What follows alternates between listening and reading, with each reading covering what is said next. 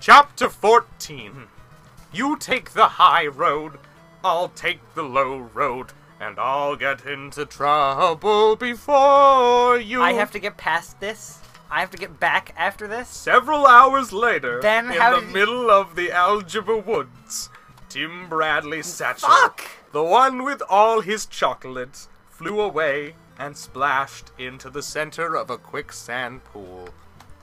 It sank without a trace. Tim, who had just fallen flat on his face after tripping over a root in the path, watched all this with horror approaching panic. His chocolate, his lovely chocolate. Yeah! Yeah! Yeah! Yeah! I did it. His lovely chocolate. All his Hershey bars were in that sack. And his M&Ms. The M&Ms with peanuts.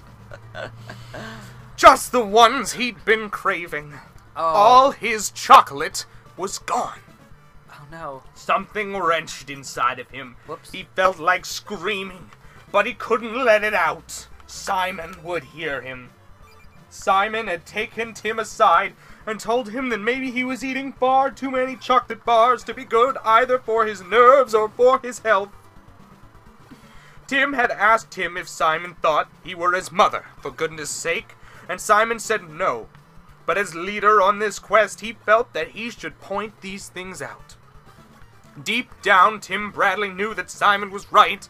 Simon had pretty quickly figured out that Tim was hooked on the stuff, and that it wasn't particularly good for him.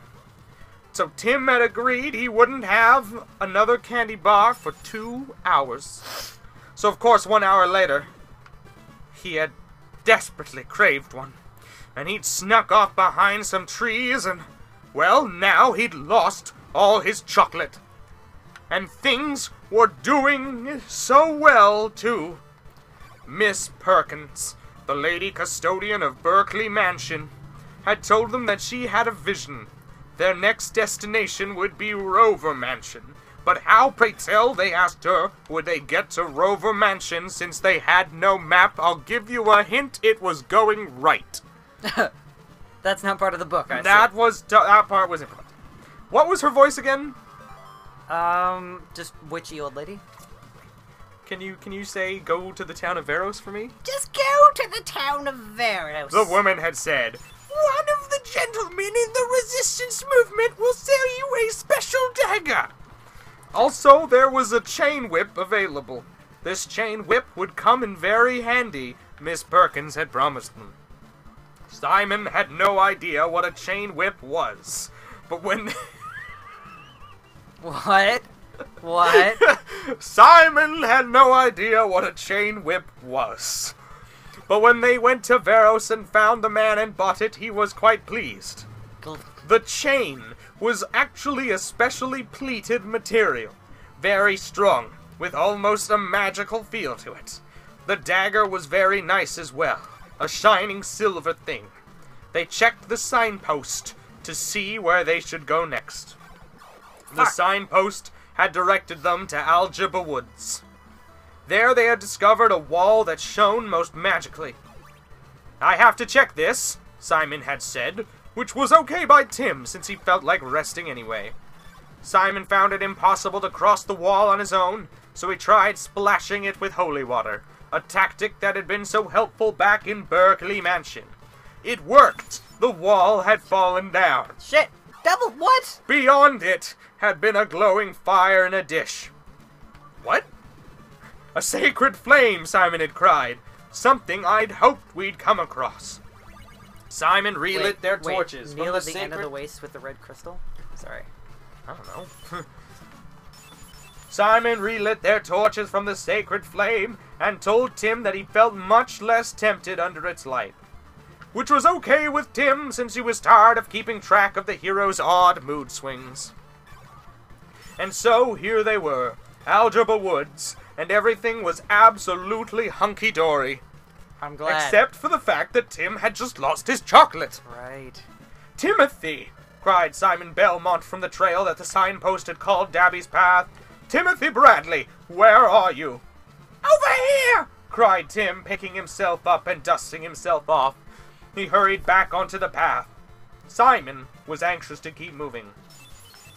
"We've still got a lot of Dracula's body parts to find," he said, "and very little time in which to do it."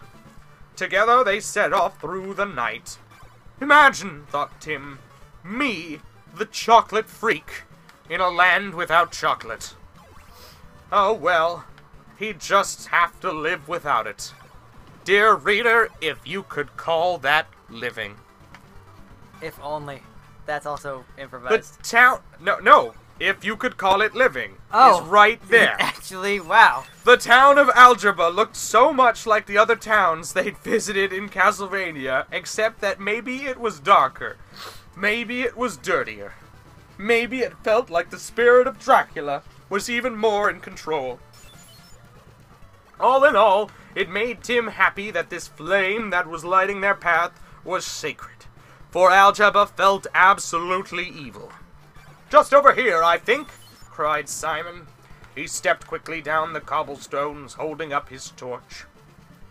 The illumination showed a sign depicting a vampire with a long fangs, pointed ears, and a bat on his shoulder, and a red "No" sign stamped over him.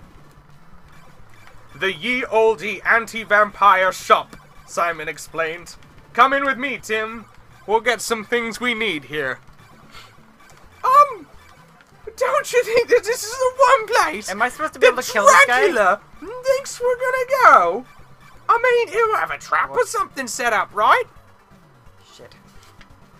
We have a thing. Do we have a stake? Yeah. Oh, nice. I bought it in the other town.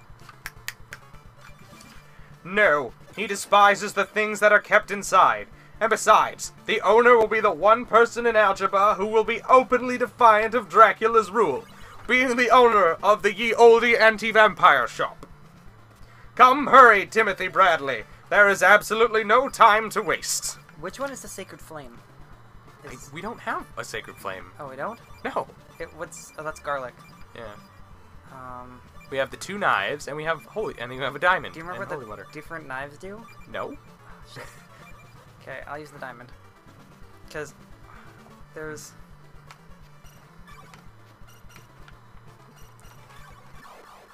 Shit. Do you even need to kill that guy? I don't Anyway. think so.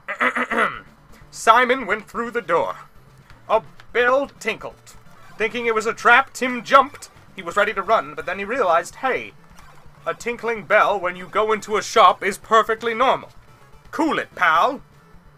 He went through the door. He found himself in a shop that smelled of a curious blend of tobacco, vinegar, spices of various sorts, and most strongly, of garlic. On the wall were displayed crosses of various shapes and sizes.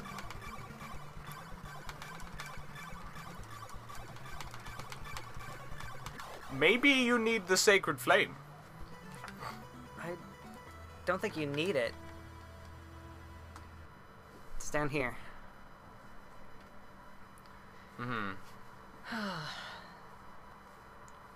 I'm just... Well, you can whip it to death.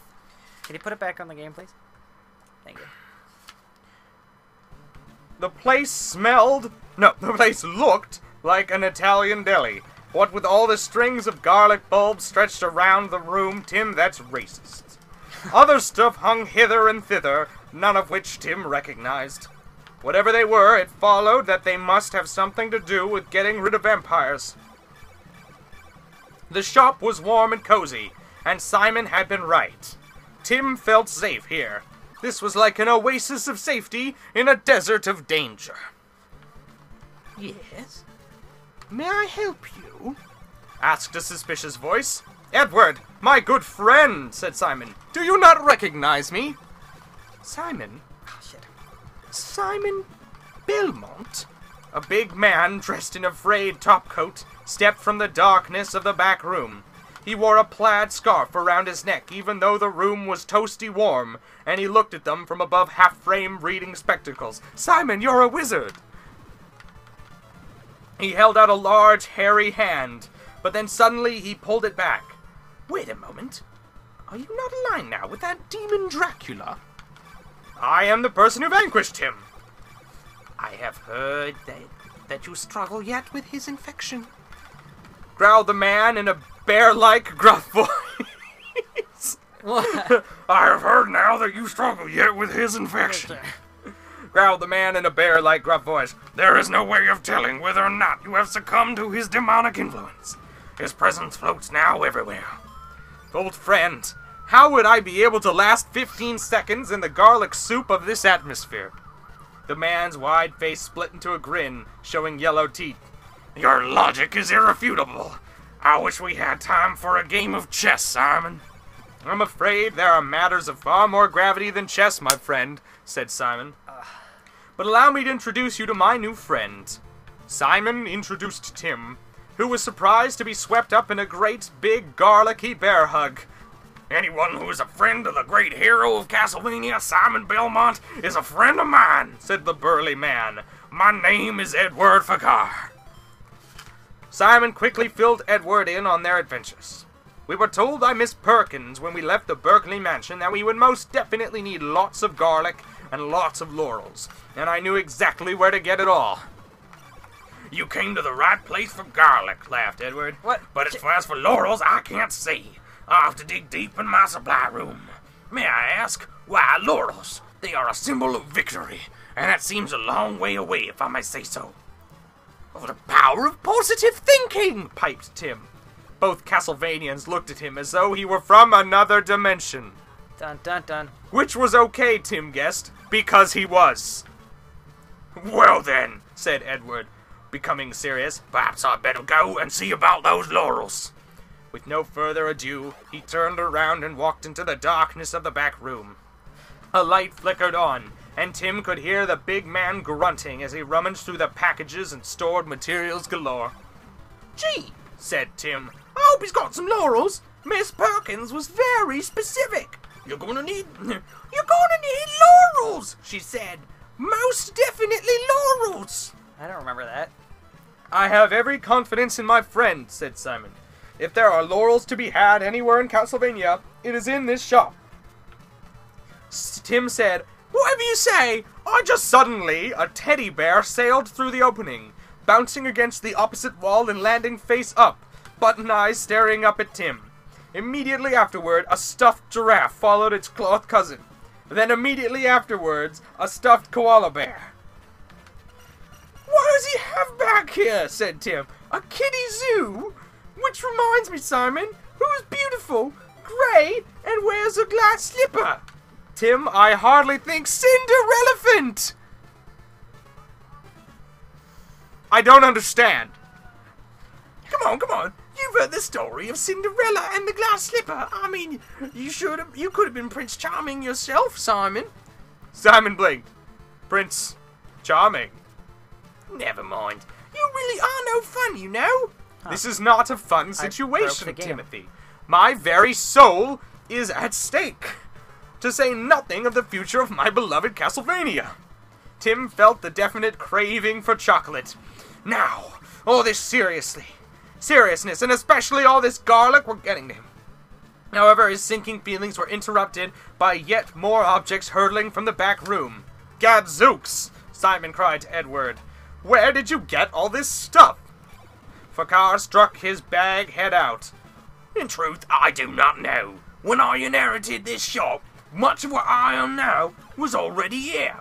I attempted to catalogue it, but what does this have to do with vampires? Asked Simon impatiently. Oh, absolutely nothing. But isn't it neat? Edward, said Simon in a chastising manner, we really do need those laurels. Oh, rest. Of course. Right away, laurels. The head ducked back into the back room. A minute more and it poked back outside. I think I have what you're looking for here, Simon. He brought out a handful of branches from a laurel tree. Astonishingly fresh for sitting around these past few centuries, I must say. I never noticed them before. They were sitting on top of this mirror here. I must say, I'd noticed the mirror either. He pulled it out. It was a rolling mirror, a great oval golden thing, and its glass was cloudy, just like the signpost back in Castlevania. Cloudy and getting cloudier. Great, murky, billowing puffs of gray were boiling across its surface. And then Tim noticed that a face was becoming visible in the mirror. "Simon," said Tim, "look, I think we have company." Thus concludes Chapter 14, with a game hint. To get to the second mansion, you need the blue crystal.